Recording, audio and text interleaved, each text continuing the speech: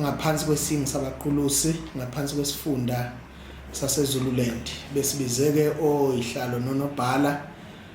balamaziko empeleni thina njenge district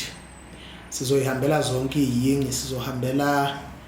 njoba kade sila ebaqulusini sizohambela uLundi sihambela uNongoma sihambela uPhongolo kanye naseDumbe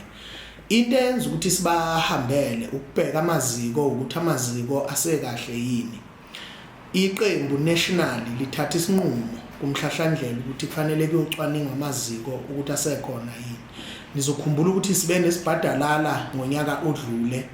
la khona esithola amavote esasingawalindele ngokwamaziko ethu okukhomba ukuthi kunabantu bethu beIFP abasiflathela bavotela iMK senza ucwaningo ke lolu ukubheka ukuthi amaziko ethu asaphelele ami kahle aku good standing ngoba ngeke siyiwini inketho uma amaziko ethu engaqondile namhlanje na ke kade sihlangeneke sizolungisa lokho ukuze ukuthi kufika iNational Council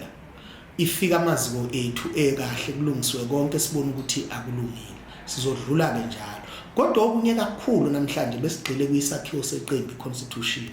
ukuthi amaziko azi ukuthi yini elindeleke kubo kulindelekeni kunobhala kulindelekeni kusihlalo wenzani nini kuphi ngasikhathi sini so ke siqeda ukuba sethule lokho sase siba ne workshop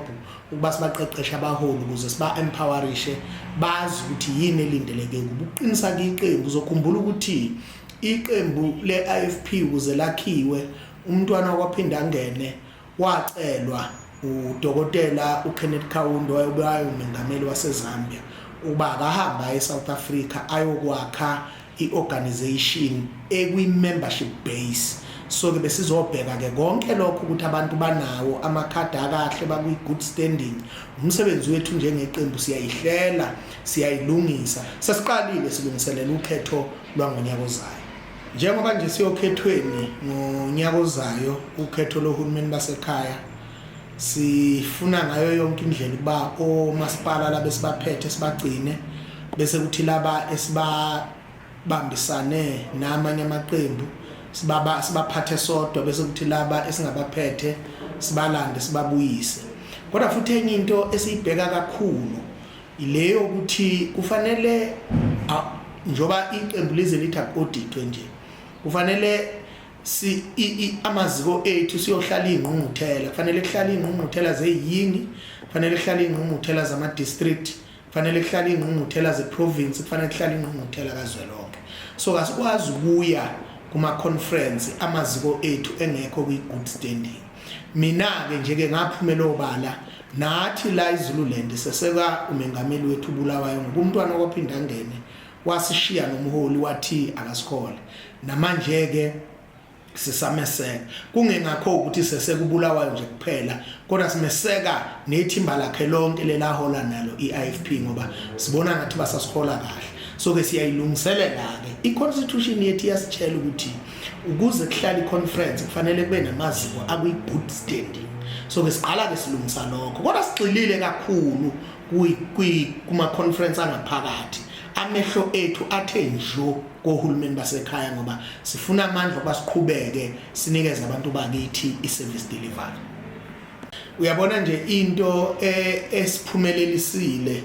kwa-23 ngaphansi komkhandlu wabaqulusi njoba siwine kangaka ngesavula igebe elikhulu kangaka siwiniswe ukuthi sisondele kubantu sawiniswa ukuthi sibalalelile abantu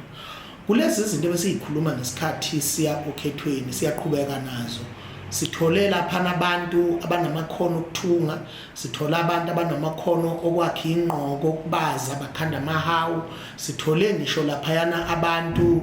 abakwazi ukukhanda amaplangwe njengamanje ke siyaqhubeka nalokho kulabo bantu esasibethembisile sesilithathile udaba salifaka emkhandlwini umkhandlu uyaqhubeka nokuthi belekelele kunemizi emine esizoyakha lapha kwa-23 ogogo esathola ukuthi bahlale esimene esibucayi kakhulu sesiqalile ukuxoxa nosomabhizinisi sebesethembisile ukuthi kuzolunga kungekudala nje njoba siqala inyanga kaAugust ngoba ogogo bethu sibathatha nje abantu besifazane iyothi phela inyanga sobe sesizethulile ukuba ziqale lezi zindlu ezu4 ukuba zakhiwe kwa23. So ke sikhulumeka ukuthi laphana namaziko asingaqheli kubantu ngoba umntwana wasifundisa ukuthi singakhuluma amanga futhi lokho esikhulume kubantu asikwenze. Uma sesingasakwenzi asibuyele siyobatshela ukuthi kungani singabe sisakwenza. Siyaqhubeka ke nakwa23 hayi ukuthi sasikwenza ngoba kuzukhetho selidlule kodwa sisaqhubeka namanje laba nje ubuhlalu namhlanje nje kuyothengwa ubuhlalu babo ukuthi basizakala. So siyaphambili asiniki